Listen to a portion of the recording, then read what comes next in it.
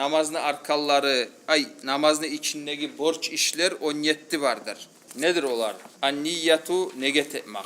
Ve takbiratul ihrami. Allahu akbar dep sen namaza girişegende şu takbiratul ihram ney? Vel qiyamu fil fardı.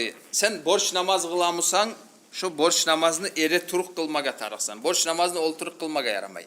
Ve qiraatul Fatiha namazda abizatilne alhamını okumasa bolmay. Son var ruku'u ruku'ga varmak.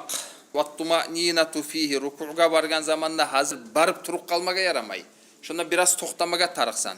Vel i'tidalu sonuçta ruku'ga varıp ruku'dan kayıtmaga da tarıksan. Ve tuma'ninatu fihi ruku'dan kayıkkanına da şulay biraz ere turup toxtamaga tarıksan.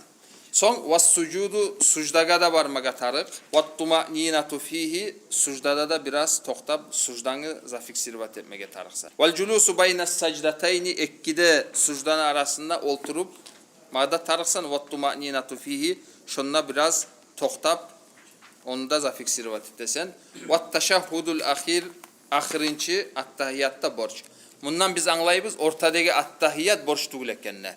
Vel qu'udu fihi ahirinci attahiyat okuyganını olturup bolmaga tarıksan. Vessalatu alen nebiyyi sallallahu aleyhi ve sellem fihi ahirinci attahiyatta bulay Peygamberga sallallahu aleyhi ve sellem salavat salmasa yaramay. As-salatu alen nebiyyi. Vessalamu ahirinci arkallardan salam vermek. Son vat tartibu hali şu biz okup getken kuyda şu tartip ulan gelmek. Şu namazını içinde yürütmasa yaramaygan işler borçlardır.